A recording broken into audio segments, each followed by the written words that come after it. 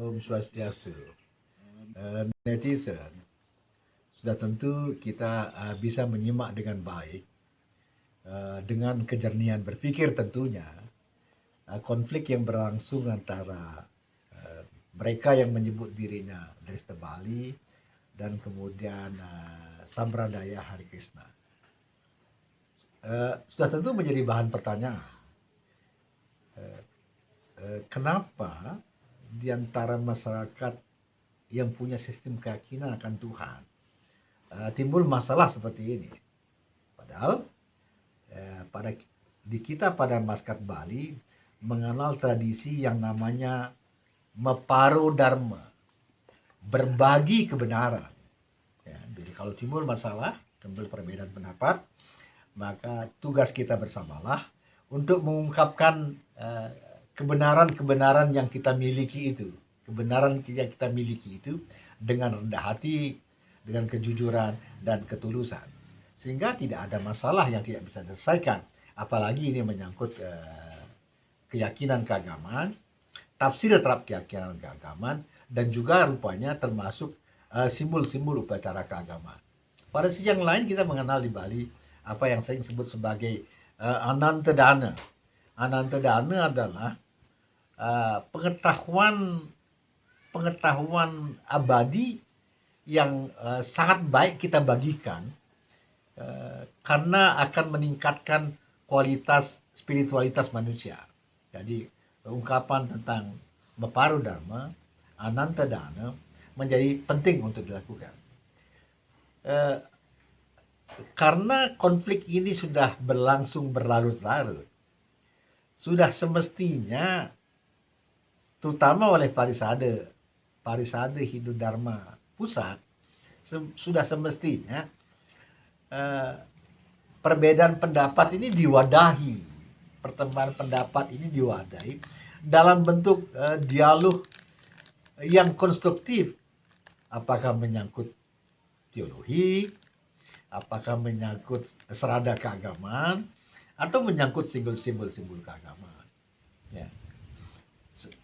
Ini yang mesti didialogkan dengan baik. Ya. Kalau kemudian untuk menghilangkan persepsi bahwa kalau ini persoalannya adalah murni menyangkut keyakinan, pilihan keyakinan, sudah semestinya hal-hal yang menyangkut kepentingan yang sifatnya jangka pendek, ya, apalagi menyangkut kepentingan politik atau hal-hal yang dipersepsikan dengan kekuasaan, itu mestinya harus diminimalkan atau bahkan dihilangkan. Nah, banyak sekali sastra yang mengajarkan kita untuk bagaimana mengembangkan sikap, cara berpikir baik, sehingga muncul dialog konstruktif untuk kepentingan bersama, dan sebut sajalah melahirkan pemikiran yang tercerahkan. Apa itu pemikiran tercerahkan? Ya, pemikiran di mana kita menjadi lebih mengerti banyak hal dari sudut pandang yang berbeda, bahkan sudut pandang yang berbeda itu mengandung muatan spiritualitas. Sebut saja misalnya karya sastra Kekidung Sucute Subudi, ya, yang mengajak kita untuk menjaga tahapan berpikir kita. Kidung itu mengungkapkan Demang utang yatna undagan hidup pelingle Dradrupon manyujo suklak Apan tuhu lintang sulit Apang dedadi inung kalik Nyudia merta wesya tepuk Bisa ngukur kemampuan Yantan presiden kreseng hati demamurug apang dadadi panganan. Karya sastra ini mengingatkan bahwa bagaimana kita swaspada terhadap tahapan cara berpikir kita. Juga diingatkan bahwa keutamaan dan kemuliaan bukanlah sesuatu yang mudah, ya. Dia memerlukan kewaspadaan untuk mencapainya. Jangan sebagaimana karya sastra ini disebutkan, keinginan untuk mencapai keutamaan ternyata kegagalan dan bahkan kenistaan yang kita temukan. Dikemukakan juga ukur kemampuan diri kita. Jangan memaksakan diri. Pemaksaan diri yang berlebihan akan menimbulkan sebuah kegagalan. Pada sisi yang lain, karya sastra Dharma Prawarti oleh Ida Perdana Putra Kemenuh, pendeta modern yang di akhir tahun 60-an dan di awal tahun 70-an menjadi guru di SMA Negeri Singaraja. Salah seorang pendeta yang ikut menandatangani piagam campuan tanggal 23 Februari 1999 yang kemudian dicatat menjadi berdirinya Parisade Hindu Dharma Indonesia. Dalam karya sastranya Dharma Prawarti menyebutkan,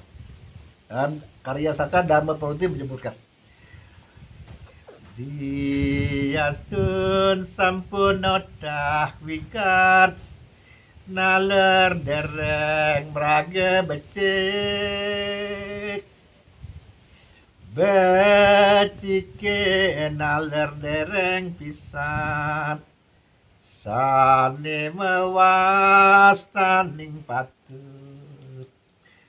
patute naler dereng pisan meraga suci jati sat meraga dewa. Di sini jelaskan, walaupun kita sudah bijaksana, tapi bijaksana itu sendiri tidaklah cukup. Dia harus menggambarkan kepatutan. Kepatutan itu sendiri juga tidak cukup. Tapi semuanya itu kalau bisa berlandasan kepada kesucian diri yang membuat apa yang kita lakukan itu memberikan penggambaran dari spirit, ekspresi dari kekuatan Tuhan itu sendiri. Pada sisi yang lain, Ida Perdana Putra Kemenuh juga memberikan jangan yang sangat menarik dalam karya sastranya yang lain.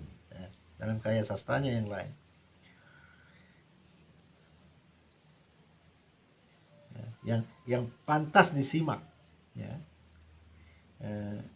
Netizen ucapannya seperti ini.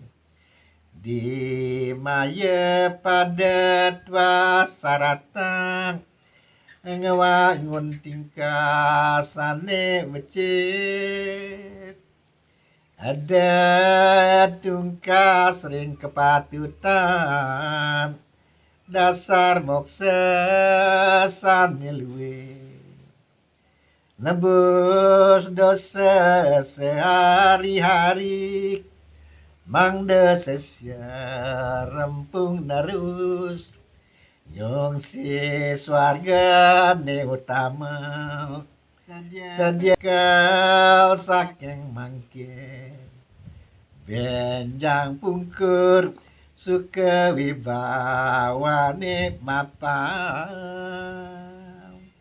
Disebutkan dalam karya sastra ini, dalam Dharma Prawarti ini, kehidupan kita di dunia yang maya ini wajiblah kita untuk mengembangkan tingkah laku yang baik, berlandaskan atas kepatutan. Landasan kehidupan ini adalah tujuan kita untuk mencapai moksa di kemudian hari. Perilaku kita untuk menebus dosa sehari-hari, sehingga apa yang kita cita-citakan akan tercapai. Apa yang kita lakukan adalah bekal kehidupan yang harus kita lakukan di hari-hari ini. Dengan demikian diharapkan di kemudian hari kita, bahkan anak cucu kita, menemukan kewibawaan dalam kehidupan. Netizen mungkin tidak ada salahnya kita akan kutip, ya, karya sastra Susita Subudi bait 1, bait 1 yang memberikan penggambaran perjalanan rohani insan manusia yang mencoba untuk dekat dengan Tuhan dan kemudian mengupayakan bahwa Tuhan menjadi realitas dalam realisasi kehidupan sehari-harinya. Ini bunyi kidungnya, netizennya. Jenekring meru sarirek asli tiang yang maha suci, ma puspa padma radaya, ma genta swaraning sepi, maganda ya tesning budi, malepane sila ayu, mawija mingat prakasa, kuku sing sadri punagdi, dupanipun maadipakidape galang. Makna dari kidung ini, bagaimana kita bisa menyimpulkan bahwa tubuh kita, fisik kita adalah sebuah meru, di mana kita selalu berdoa untuk meru lingga Tuhan itu menjadi realitas dalam keseharian kehidupan. Dalam diri itu kita simbolkan sebagai bunga padma. Bunga padma yang diikuti oleh keheningan hati, kesucian budi, dan tingkah laku lainnya yang bisa menghantar kita pada pendakian rohani yang lebih tinggi. Om Swastiastu. Netizen